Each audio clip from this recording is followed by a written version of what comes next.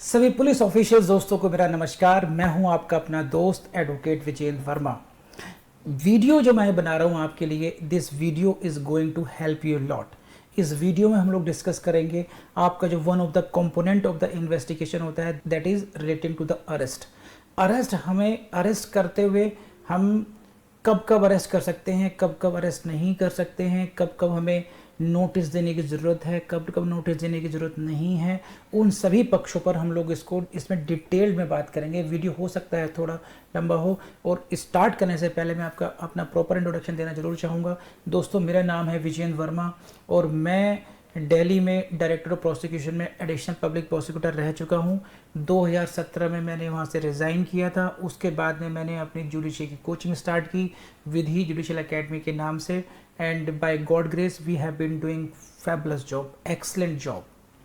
मैं active practice में भी हूं, और अब इस वीडियो के माध्यम से मैं चाहता हूं कि मेरे जितने पुराने दोस्त थे, जो पुलिस वालों से हमारा एज ए प्रोसिक्यूटर एक क्लोज रिलेशनशिप रहा है, उसमें अपना एक इनपुट दे पाऊँ इन वीडियोस के माध्यम से। एंड आई बिलीव कि मैं ऐसा कर पाऊँगा। तो आज हम लोग इस वीडियो में चर्चा करते हैं रिलेटिंग टू अरेस्ट। तो लेट्स स्टार्ट द वीडियो। तो दोस्तों देखिए, सेक्शन 41 था सीआरपीसी में, अब ये हो गया आपका section 35 BNSS. It is related to the arrest when police में अरेस्ट विदाउट वारंट। तो बेसिकली सेक्शन 41 सीआरपीसी हो या सेक्शन 35 बीएनएसएस हो, ये डील करता है कि आप कब आप विदाउट वारंट भी अरेस्ट कर सकते हैं।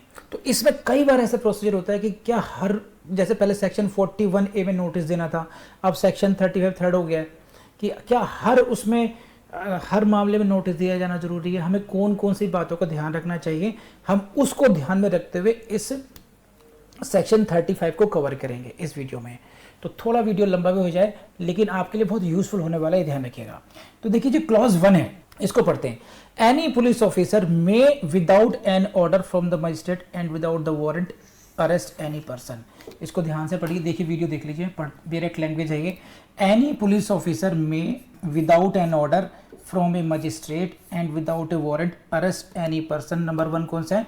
Who commits A cognizable offence in the presence of A police officer. देखिए, जो ए है, ए पॉइंट ए है, ये यहाँ पर ये बताया गया कि कोई भी पुलिस ऑफिसर की प्रेजेंस में, पुलिस ऑफिसर की उपस्थिति में यदि कोई व्यक्ति कॉग्निजिबल ऑफेंस करता है तो पुलिस ऑफिसर उसको अरेस्ट कर सकता है।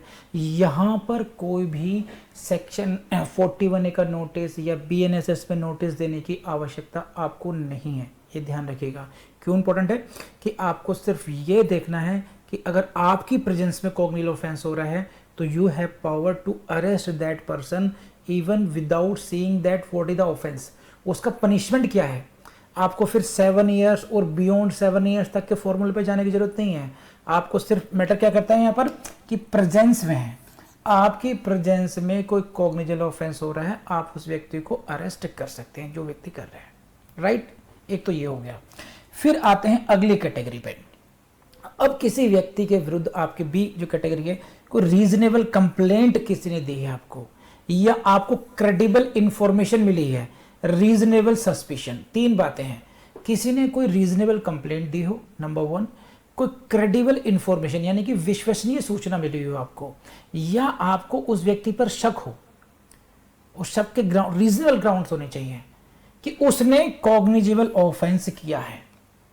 तो कोई कंप्लेंट हो या कोई इंफॉर्मेशन हो या किसी भी प्रकार से आपको किसी व्यक्ति पर सस्पेशन होता हो, रीजनेबल सस्पेशन होता हो, ऐसी दृष्टि में आप ये देखेंगे कि उसका जो ऑफेंस है उसका पनिशमेंट कितना है। कॉग्निजिबल ऑफेंस तो है, लेकिन उसका पनिशमेंट अगर अप टू में एक्सटेंड टू 7 ईयर्स है, तब आप उसको डायरेक्टली अरेस्ट नहीं करोगे। या तो पहले कैटेगरी में आ जाता कि प्रेजेंस में किया होता, तब हमें देखने की जरूरत नहीं है। अब हम ऐसे ऑफेंस की तरफ जा रहे हैं जो आपकी प्रेजेंस में नहीं हुआ है, आपको उसकी कंप्लेंट मिली है, आपको उसकी इंफॉर्मेशन मिली है, या आपको रीजनेबल सस्पिशन है उसमें। Then you will see the punishment. If it is up to 7 years, यानी कि मोर देन 7 ईयर्स नहीं है, विद और विदाउट फाइन, देन आप उसको अरेस्ट नहीं करेंगे। तब आपको कुछ कंडीशन सेटिस्फाई होंगी, तभी आप कर सकते हैं। If the following conditions are satisfied. तो अप टू 7 इयर्स के केस में ऐसा नहीं कि आप अरेस्ट नहीं कर सकते हैं, वहां पर आपको कंडीशनल पावर है, you can arrest that person, लेकिन कौन, निम्नलिखित में से कुछ शर्तें हैं, यदि वो पूरी होती हैं तब। Number 1, the police officer has reason to believe on the basis of such information, suspicion etc. such person has committed the said offense। एक तो आपको ये विश्वास है कि भी इसने ये अपराध किया है, और साथ ही साथ में दूसरी बात कि अरेस्ट जरूरी है, officer is satisfied that such arrest is necessary. बस ये ध्यान रखना।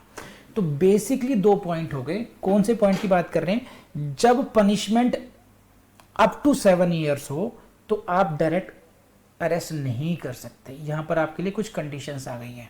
आपको 2 पॉइंट हो गए। नंबर 1 पॉइंट है कि आपका खुद का सेटिस्फेक्शन है कि हाँ, आपका ऐसा विश्वास है कि हाँ, इसने ये ऑफेंस किया। पढ़ लीजिए, लाइन को पढ़ लीजिए, शायद ज़्यादा अच्छा समझ पाए इसको। If the police officer has reason to believe that such person has committed the said offence, आपको ये युक्त विश्वास है कि इस व्यक्ति ने ये अपराध किया होगा। एक तो आपका विश्वास हो गया, लेकिन वो पर्याप्त नहीं है अरेस्ट करने के लिए कि साहब मुझे विश्वास था तो मैंने इसको अरेस्ट कर लिया। कब की बात कर रहे हैं हम? जब पनिशमेंट 7 इयर्स तक का, बियॉन्ड 7 इयर्स आपका पनिशमेंट नहीं जा रहा है। तो ऐसी कैटेगरी में पहली बात तो आपको खुद लगना चाहिए कि हाँ भैया, इस व्यक्ति ने अपराध किया है। दूसरा क्या है कि अब आपको इसके साथ में कुछ कंडीशंस पूरी करनी पड़ेंगी कि आपको अरेस्ट क्यों करना चाहते हैं। आपको लगना चाहिए कि इसने अपराध किया है और इसकी अरेस्ट करना जरूरी है। तो अरेस्ट करना क्यों जरूरी है, आपको क्यों जरूरी लगता था? तो किन किन पॉइंट्स पर आप ये कहेंगे कि हाँ, इन पॉइंट्स पर अरेस्ट वाज नेसेसरी? नंबर 1 था टू प्रिवेंट सच पर्सन, देख लीजिए, to prevent such person from committing any further offence. ये अपने आप में एक पर्याप्त है। अगर आप ये कह सकते हैं, अगर आपका सेटिस्फेक्शन इतना भी है कि मैं इसका जो पनिशमेंट है, दो it is not more than 7 years, भले ही 7 ईयर से ज्यादा नहीं है, बट इसकी अरेस्ट इसलिए जरूरी थी so that he should not commit further offences, ये और अपराध ना करे, हमने इसको इसलिए अरेस्ट किया है, तो ये आपके लिए पर्याप्त होगा। इतने से ही पर्याप्त हो जाएगा। या ये नहीं है तो बी पॉइंट पर आ जाइए, for proper investigation of the offence. आप ये कह सकते हैं कि हमने इसको अरेस्ट किया है for the proper investigation of the offence. Means अगर हमने इसको अरेस्ट नहीं किया होता तो हम इस केस की प्रॉपर इन्वेस्टिगेशन नहीं कर पाते। जैसे क्या हो सकता है कि मान लीजिए बार बार वो हर्डल्स क्रिएट करता है, कोई लोकल इन्फ्लुएंशियल व्यक्ति हो सकता है, प्रॉब्लमेटिक व्यक्ति हो सकता है, आपको इन्वेस्टिगेशन नहीं करने दे रहा है, इस तरह की बात आ सकती है यहाँ पर। अच्छा, और क्या क्या हो सकता है? तीसरा व्यक्ति, to prevent such person from causing evidence of the offence to disappear. ये देखिए, इसको पढ़ लीजिए एक बार साथ साथ। To prevent such person from causing the evidence of the offence to disappear, या और लिखा है tampering with such evidence in any manner. आप ये कह सकते हैं कि अरेस्ट हमारे लिए जरूरी इसलिए है सो दैट ये व्यक्ति एविडेंस ना मिटा दे, डिसअपियर ना कर दे।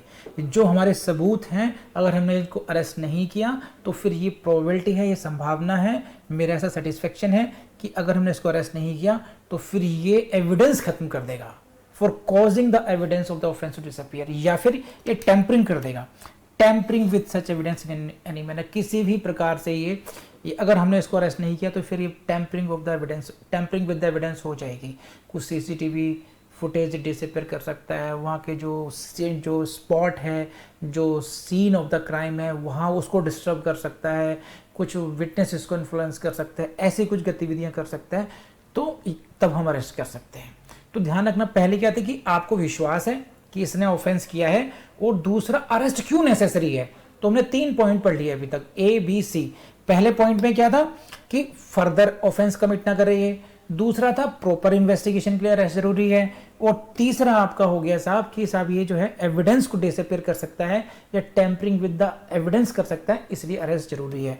आगे और भी पॉइंट है D, to prevent such person from making any inducement, threat और प्रोमिस टू एनी विटनेस, कि ये विटनेस, अगर इस व्यक्ति को जिसको आपको लगता है कि इसने ऑफेंस किया है, ये व्यक्ति को अगर अरेस्ट नहीं किया तो फिर ये व्यक्ति किसी गवाह को, विटनेसेस को ये क्या कर सकता है, उनको इंड्यूस कर सकता है, उनको थ्रेट कर सकता है या उनको प्रॉमिस कर सकता है, उनको लुभा सकता है और किसी तरीके से विटनेसेस को ये इन्फ्लुएंस कर सकता है सो दैट वो उस केस के फैक्ट्स पुलिस को या कोर्ट को ना बताएं। तो ये इन्फ्लुएंसिंग ऑफ द विटनेसेस, अगर आपको लगता है कि भाई उस केस के जो विटनेसेस हैं वो कुछ ज़्यादा टाइप व्यक्ति है और बाकी जो विटनेसेस हैं बेचारे वो गरीब गुरबा टाइप के लोग हैं, कमज़ोर लोग हैं, डरावने में आ जाएंगे, तो आपको उसको तुरंत अरेस्ट करना चाहिए सो दैट विटनेसेस को हम लोग प्रोटेक्शन दे पाएँ। तो ये आपके लिए सेटिस्फेक्शन सफिशिएंट होगा कि आप उसको अरेस्ट कर लें। और क्या हो सकता है, imagine unless such person is arrested his presence in the court whenever required cannot be ensured। अगर हमने इसको अरेस्ट नहीं किया तो फिर हमारे लिए इसको कोर्ट के सामने प्रस्तुत करना मुश्किल हो जाएगा, ये भाग जाएगा। जैसे बहुत सारे एक्यूज, अब नाम ले लेना नहीं चाहता मैं, बहुत सारे एक्यूज जो हैं विदेश को चले के भाग गए, उनको प्रोड्यूस करना मुश्किल होगा या देश के अंदर ही गायब हो जाते हैं।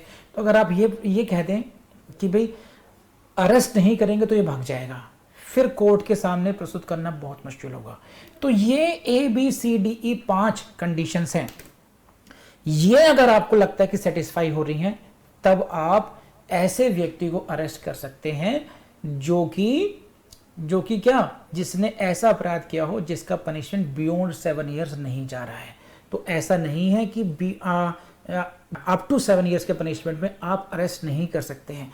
ऐसे केसेस में भी आप विदाउट वारंट अरेस्ट कर सकते हैं यदि आप कि नंबर 1 आपको ये विश्वास हो कि उसने अपराध किया है, नंबर 2 उसकी अरेस्ट को सेटिस्फाई करने के लिए इन 5 कारणों में से कोई एक भी कारण विद्यमान है। एक से ज़्यादा, 5 भी हो सकते हैं, एक भी हो सकता है, 2-3 भी हो सकते हैं, मल्टीपल भी हो सकते हैं, बस एक, कम से कम एक आपकी इस कंडीशन सेटिस्फाइड होनी चाहिए। इसके साथ में फिर एक प्रोसीजर है कि अगर आप ऐसे हालत में इन कंडीशंस के बेस पर अगर आप अरेस्ट कर रहे हैं तो आपकी ड्यूटी है द पुलिस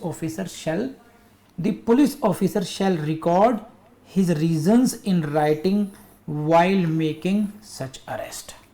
ठीक, तो ऐसे केसेस में आपको एक फॉर्मेलिटी पूरी करनी पड़ेगी कि आपको ये बताना होगा कि ये अरेस्ट करने के लिए रीजंस क्या था। You will have to write it in write. तो ये आप अपनी केस डायरी में लिख सकते हैं, वहाँ पे लिख सकते हैं, या किसी तरीके से आप 161 के बयानों में ला सकते हैं। जो आपके साथ विटनेसेस होंगे उनके 161 के बयानों में आ सकता है कि आयुष साहब को ऐसा लगा कि अगर हमने इस एक्यूज़ को अरेस्ट नहीं किया तो फिर ये भाग जाएगा या ये कर देगा, उन 5 में से किसी में कवर करते हुए।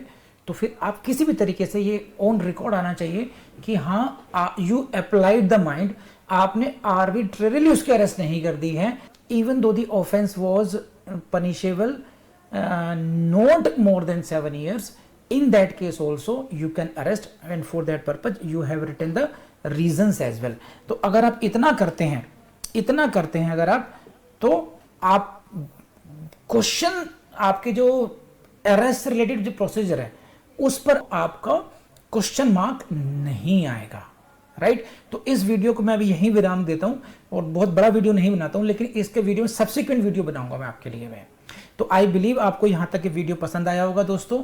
और अगर आपको ऐसा लगता है कि I did a genuine efforts अपने दोस्तों की हेल्प के लिए, तो काइंडली कमेंट जरूर कीजिएगा। और जहां पर भी, जिन पॉइंट्स पर भी आपको लगता है कि you need some clarification, you need some help, आप कमेंट बॉक्स में लिखिए। मैं आपके लिए बढ़िया तरीके से with all supporting record books, bail act, case laws जो मटेरियल है आपको प्रोवाइड करूंगा। This is my promise, this is the promise of the ex additional public prosecutor Vijendra Verma, आपका हमेशा से दोस्त।